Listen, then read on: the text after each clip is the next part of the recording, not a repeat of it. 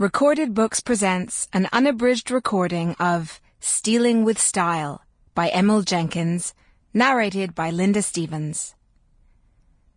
This book is copyrighted 2005 by Emyl Jenkins. This recording is copyrighted 2005 by Recorded Books. The author opens with the following quote from Le Héron by Jean de La Fontaine. We risk all in being too greedy. And now, Stealing with Style. Chapter 1. I've made a lot of mistakes along the way because I've spoken first and thought second. Like when I agreed to write a column on antiques for a newspaper syndicate. Deadlines, questions almost impossible to answer in just a few words. Plus all those letters about things that are no more than a few years old. Seems most people think anything that belonged to their granny is an antique. Not so. Any lawyer will tell you an object must be at least 100 years old to be an antique. And connoisseurs insist that true antiques predate the 1820s or 1840s, when new machines and tools eliminated a lot of handwork. Yes, I should have thought first, and spoken second. But probably my biggest mistake was the time I said, purely matter-of-factly, "Invite me over to see your things one day, and after about 30 seconds I'll know all about you." I wasn't bragging or trying to be smart. Honest. I was just making casual cocktail party conversation. But from the horrified look I got from the well-heeled couple I had hoped would be my clients, I knew that not only had I said the wrong thing, I'd scared them half to death. Every family has more than its share of skeletons, if not in their closets, then in their grandmother's trunks. Skeletons they want to stay put. But you see, I'm an appraiser. People not only invite me into their homes to look around, they pay me to tell them all about their things. Along the way, I can't help but uncover their deepest secrets.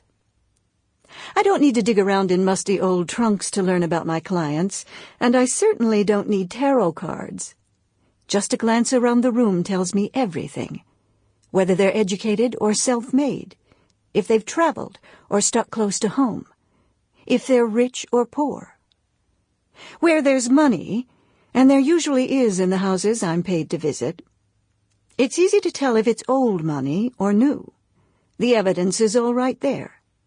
It's in the books people put out on their coffee tables, the pictures they hang on their walls, the lampshades they buy, the figurines they display in their corner cupboards. It's in their choice of the corner cupboard itself.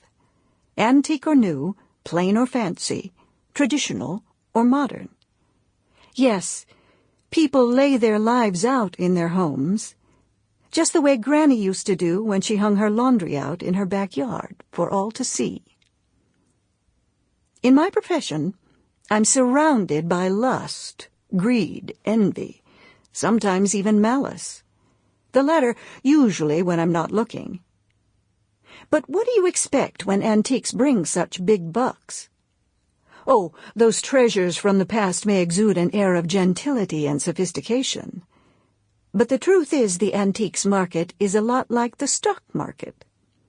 Glamorous on the surface, sizzling and seething just one layer down.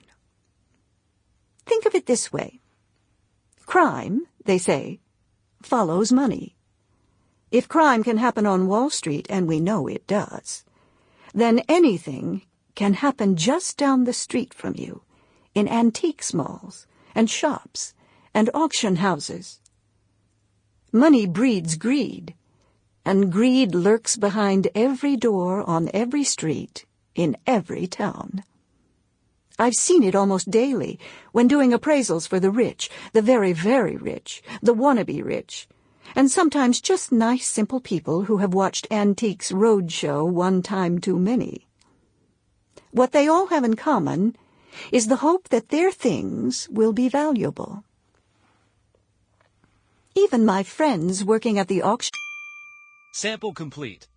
Ready to continue?